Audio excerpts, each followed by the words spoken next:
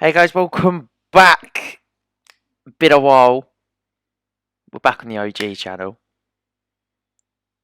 and we have had just the start of the Premier League weekend, and now after seeing how the round one fixtures went, after seeing how teams performed, I feel like I can give a good prediction on where I think teams are going to finish in the Premier League. So we've got first to fourth, fifth to ninth, 10th to 14th, 15th to 17th, and 18th to 20th as your categories. I'll be saying where I think teams will finish um, in their set categories. So, where should we start? Let's work our way up from the bottom. I personally, looking at the league and how the weekend's gone, it's going to be, I think, a very tough season for certain sides. And a side I do think are going to have a really tough season after that first weekend. Despite the goals that I know Chris Wood can provide them, I do think Burnley are going to finish bottom of the league. Now, I do think it's down to poor backing from the board, the financial problems Burnley have, but I do think Sean Dyche has done everything he can do at that club. I don't think he will get sacked because I think it's impossible to sack that man. He can only leave on his terms. But due to the fact that they've just not been backed enough, I can't see him finishing out the drop. And I think there are, especially with crowds back, I think that a club like Burnley are going to struggle. Finishing above them though, I'm going to go for Norwich, 19th. I think Norwich are going to be once again very entertaining, like they were 2 seasons ago when they first came up. They're a very entertaining side. Played very expansive football. I think they're going to do the same this season, but I just feel there's better players in other teams that can execute their style of football better, their brand of football better, and will be able to produce when it matters more than Norwich. When you look at Brentford, I feel Ivan Toney is going to score a bag of goals for them. Watford have got Deeney, Dennis, Sarr. They've got three great scoring options. Like Brighton, I know they don't have a out and out goal scorer, Brighton, but they've got like the style of football. They play a similar expansive style of football, and they manage to get enough goals. There's still time left in the transfer window. Obviously, I don't think Norwich is going to bring anyone else in with extreme quality. That X factor that's going to keep them up. I like Billy Gilmore. I like Liz Melu. I think they're great signings. Rashikar looked very good against Liverpool. I think they've signed a new left back as well. I can't remember his name. I thought he played quite well. Can Teemu Pukki get the goals he had at the start of the season to give Norwich a good chance? I don't think he will. So that's why I have Norwich going down. And the final team I have going down this season, and I think this relegation fight, initially, when I first looked at the league, I thought it's not going to be as close as it as I now think it's going to be. I think it is going to be a very, very close season. Now, with that all in mind, I think the team that is going to finish in that 18th spot,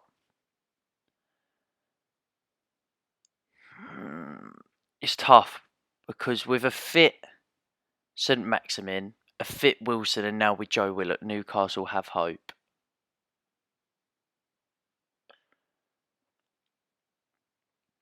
Southampton, do they have enough? Does Southampton have enough spirit? Because if we're honest, if Southampton are, I think anything below 16th, Hasenhüttl's in trouble come Christmas. I think he will be in trouble around that time. Do Brighton have enough up front? Does Patrick Vieira have the skills to get what Roy Hodgson managed to get out of a Palace side?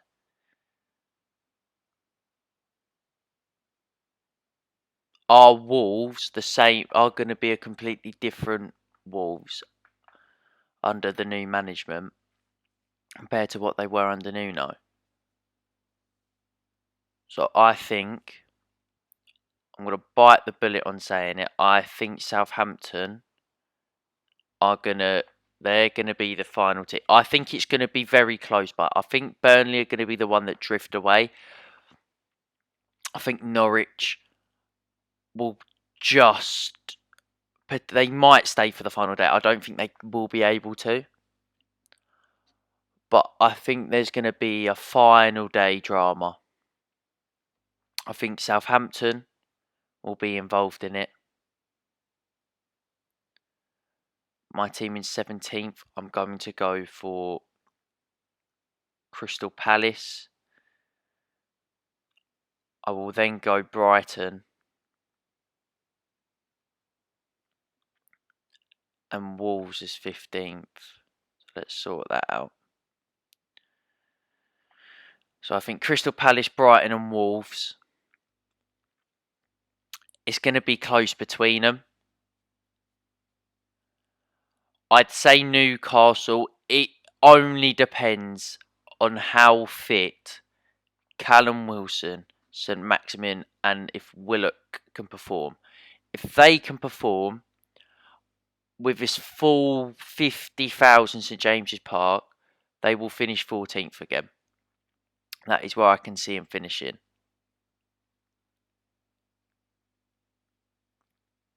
Wolves, I don't think are going to have the same zip about them. I don't think the players are going to be as motivated by the new management compared to what they were with Nuno. I think the organisation Nuno had, they're not going to have. Trincao is a very good signing. Obviously, losing Rui Patricio, that is a huge loss because he's such a leader in between this. It was always a toss-up between him and Schmeichel. I mean, Martinez had a great season last year, so that threw his name into that. But with Patricio and Schmeichel, it was always the best of the rest 11. Who would you rather have, Schmeichel or Patricio? They don't have that now. Now he's off to Roma. So I think they will struggle more. Brighton, look, until Brighton sign a striker, I don't think they can finish above 15th. That is where I'm at with them. Until they start, unless Neil Maupay, or even still, they like to play sort of a 2 rotation. I think Maupay is a good second striker if he has someone that's a bit more bigger, a physical side. I think he's going to be he's very Timo Werner similar, a Timo Werner type striker where he needs that big focal point with him to perform. I mean, Timo Werner had like use of Poulsen up front with him to be able to help him perform. I feel Brighton just need that focal point. I don't think Patrick Vieira is going to have the managerial skills to keep Crystal Palace clear of the drop. Losing Eze is a huge loss. Will Wilfred Zaha be motivated throughout the season? That's always a doubt. Young players, Elise, Gay, can you rely on them? They've had a big transition now without the experience of Gary Cahill at the back. It's going to be an entertaining season for the relegation fight. The relegation fight will be so entertaining. Very entertaining. But they're the 7 teams I can imagine will be in and around the relegation fight. Next up, we've got 13th place. I am now going to put them there.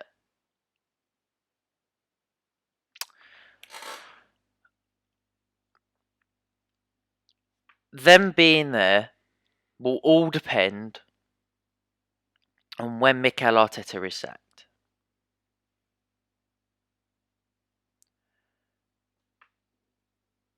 Because if Mikel Arteta was sacked tomorrow,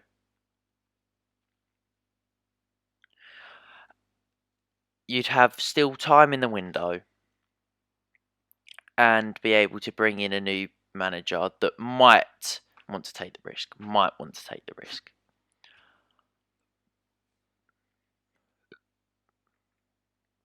I genuinely can see Arsenal being around 14th to 17th come winter if Mikel Arteta is still manager. If he is still manager, I can see him being there. Their squad is...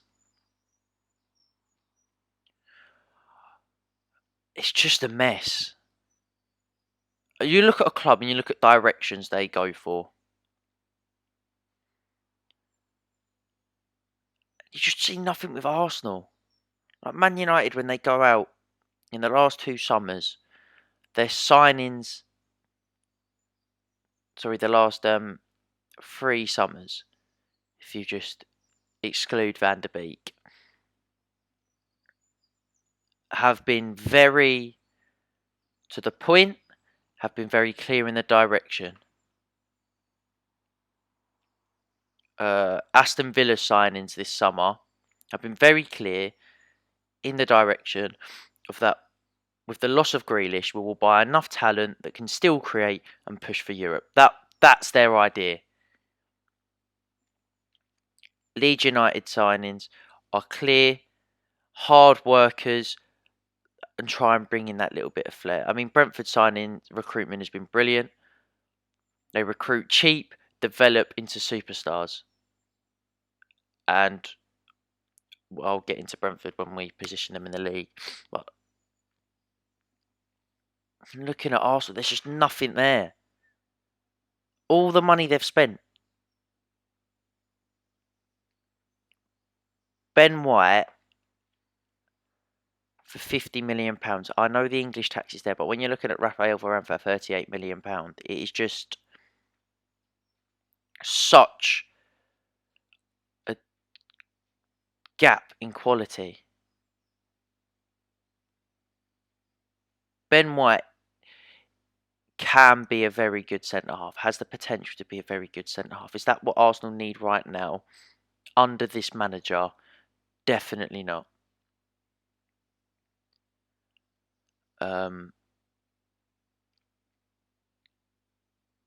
They need Arsenal to have...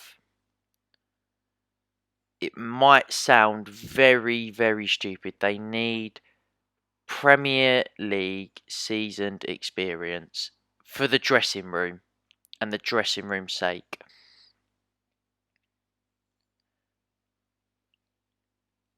Because at the moment, I don't buy this Aubameyang Lacazette deal, and with reports coming out that it was Mikel Arteta's choice to leave them out the squad because of their attitudes in training. They are your 2 most senior players at that club. That is your captain and your vice captain performing like that, which is unacceptable. Unacceptable at any level of football, especially in the Premier League. So seeing that from 2 of the biggest dressing room atmospheres as well, the 2 of the biggest dressing room leaders, you can only see Arsenal going down, struggling this season really badly.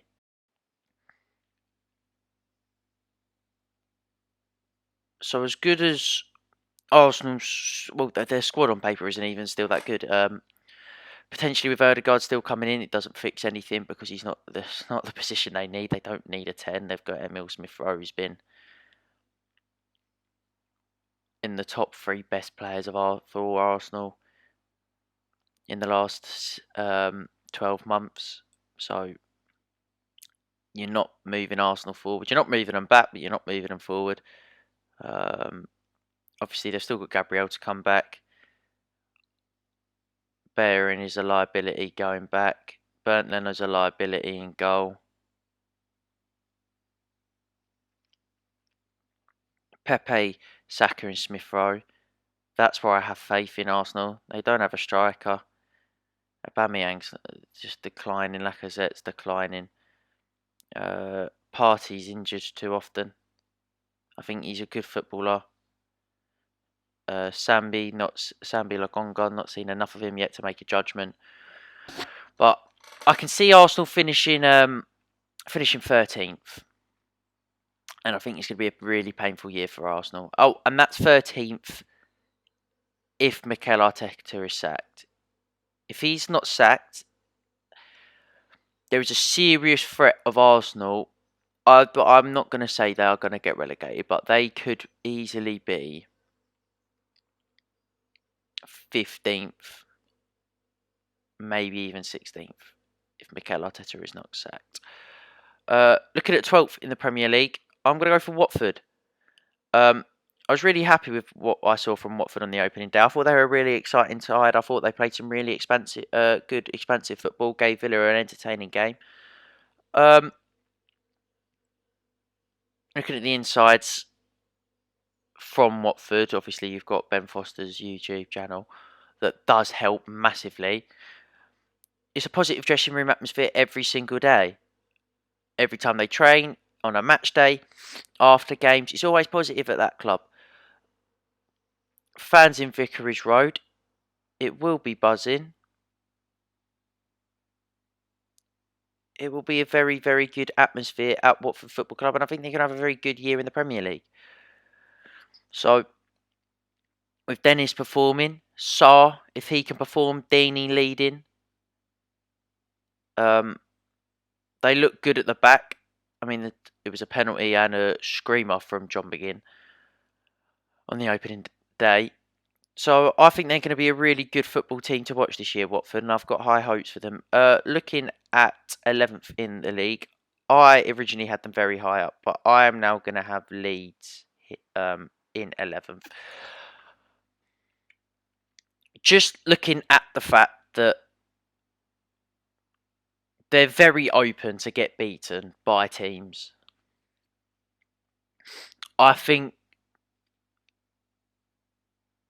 when you're looking at teams below them, I think they can beat every single one of them. But when you're looking at the teams above, I think they've got good enough managers to easily work Leeds out now. You saw Man United carve them apart. If you stretch Leeds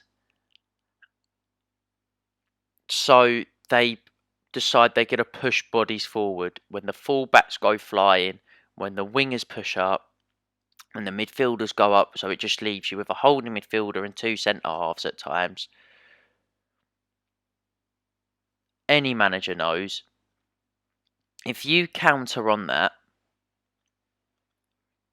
leave 2 or 3 men high, and defend with the rest of your squad, and have a good transition, you will beat Leeds. It isn't hard to work out. It's obviously hard to execute because Leeds then high press when they lose the ball. But I can see Leeds finishing 10th because I can see them beating everyone below them. I can see them struggling against everyone above them.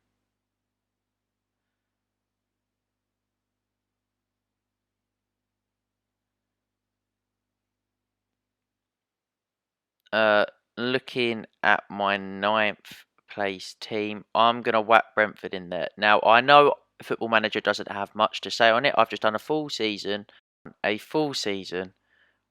in Football Manager. Brentford finished 9th with the season and the squads.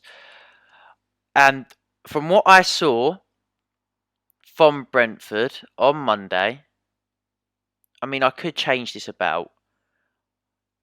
I am going to change it about. I'm going to put Leeds ninth. I'm going to put Brentford 10th. That's what I'm going to go for.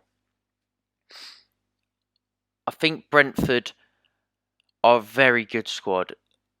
The atmosphere at the club is unbelievable. Very, very good. And they have every right to be. I think Ivan Toney will score goals. I can see him scoring between 12 and 15 goals this season. I think they're a threat. They're awkward to play against. I don't think anyone's going to enjoy playing against Brentford. Like when you look at playing a Crystal Palace or Brighton, they're nice. Same as Arsenal at the moment, they're nice. You'd quite like to play against them. Brentford are dogged, they're dirty, they're willing to have a different style and a different aggression to play you. That's where I think they're going to be very positive this year, Brentford. Leeds, we're going to put up one. So then ninth. 8th, we are going to have Spurs. I believe if I've done all this right. Yeah, so we're going to have Spurs in 8th. Based on the fact how good the fans' reaction and response was, the City game is a massive win. And you had to see how the players would react because they were dominated for 10-15 minutes. And you saw how the players react. They are fully behind Nuno. They are absolutely 100% behind Nuno Espirito Santos. And that is why they are going to be that high. Originally, I thought Spurs could be in the mid-table spots. But they have showed grit, determination in that City game. And I think that grit and determination will keep them quite high in the league. I think it will. I was very, very, very impressed. Next in the table,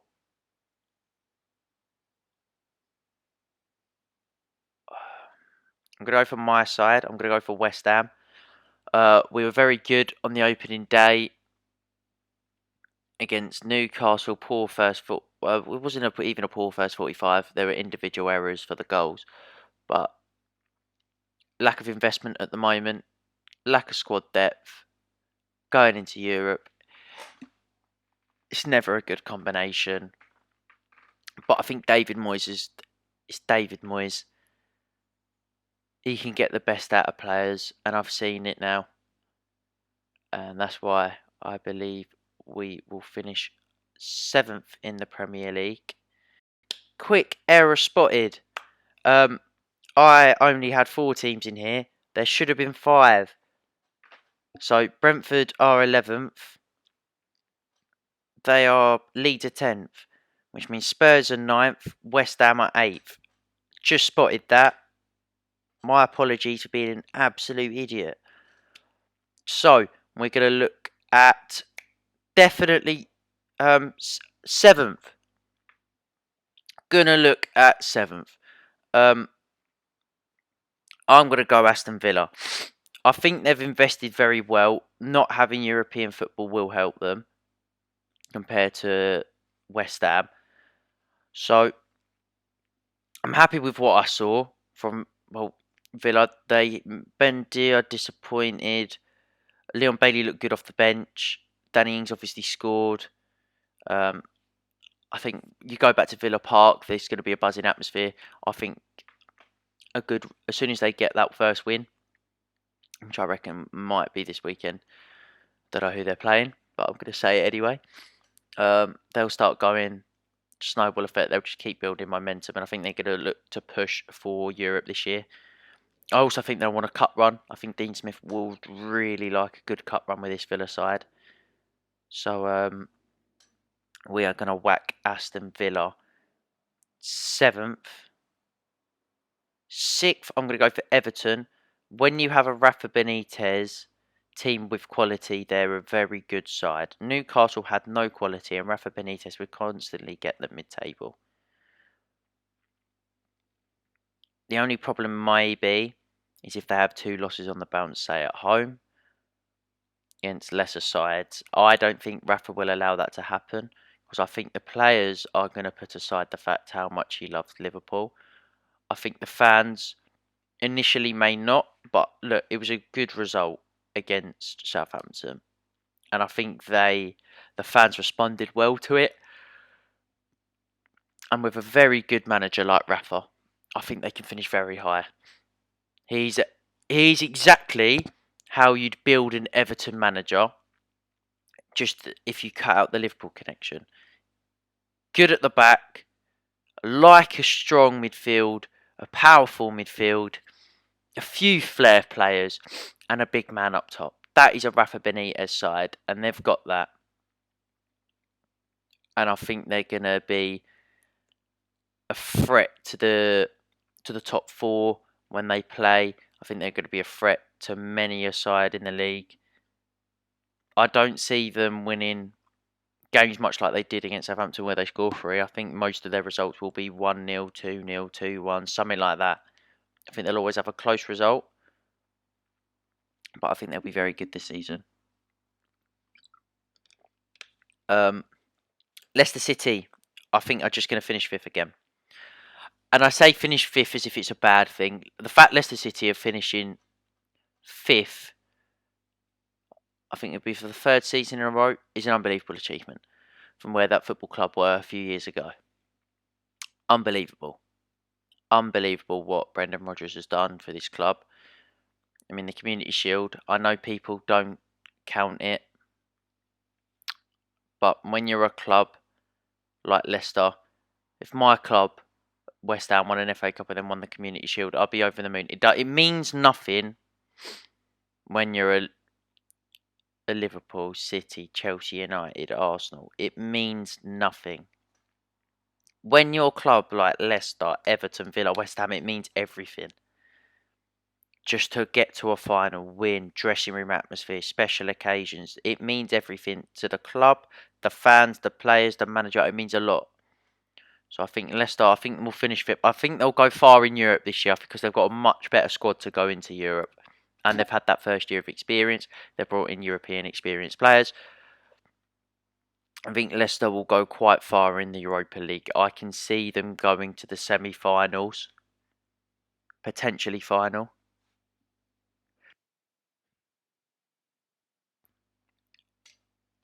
It's good to see Jamie Vardy score. They've got Patson Daka, Iheanacho, they're reliable goal scorers behind him. I think Leicester are going to look really, really strong this season. Now the big 4, the best 4 sides in England. We'll get 4th place done and out the way. Liverpool. Liverpool are going to be secure in the top 4 this year. I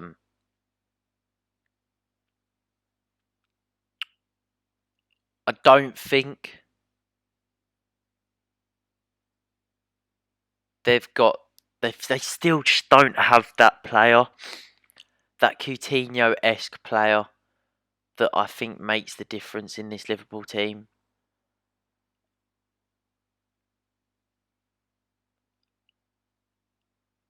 Like, I mean, the front 3, you know Salah's going to net 18 plus goals. It's just going to happen. You don't know about Firmino and Mane. You don't know about Jota because he's not had a full season. He did score, Jota, so I'm hoping he gets more chances. I think the front 3 this season should be Salah, Firmino, Jota. I think that's what it should be. I don't know where Sadio Mane's head's at. I don't know if he's going to perform. If Naby Keita can stay fit, they could potentially finish higher, but that is where I'm going to have them. Third is going to be Manchester City. That's a Man City without Harry Kane. Man City with Harry Kane win the league. Man City without Harry Kane, I think, are going to struggle in comparison. Well, not struggle, but they won't finish high. I don't see them retaining. It's a very, very, very difficult thing to retain. I don't think they're going to do it because I think there's too much quality in other teams in the league to finish first. I'm going to have Manchester United second, and I'll talk about Chelsea in a minute on them being champions. But I'm going to have Man United second. Because looking at that Leeds game, I know Marcus Rashford is injured. I've just seen the best Paul Pogba performance I've seen him have in the Premier League. I know it was deployed on the left where he comes inside. It allows Shaw to have the channel. Bruno is looking another level, I think, this season. They've got Greenwood. They've got Cavani as the striker options. I think 4 of the best finishers in the league are in the United squad, in them two. Jadon Sancho is going to be a very good talent to be on show this season. You're looking at Rafa, arguably the best back 4 in the league.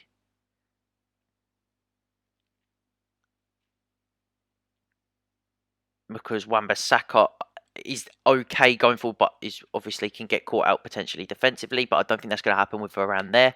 Varane is a game-changing signing. I think they're really going to push each other. But I think United's troubles will be with the goalkeeper. I think the goalkeeper will be where they struggle this year. And I still think with Fred and McTominay, I really like McTominay. I think McTominay is a great player. He's growing and growing and growing more and more. It's just the fact that in a big game or a game where someone's being hard to break down, like a Chelsea, I don't think you can have the pair of them. And I know Ollie will play the pair of them. I don't think you can. That's a title-winning midfield combination. But what Chelsea have in their team is just title winners. Romelu Lukaku is now up front.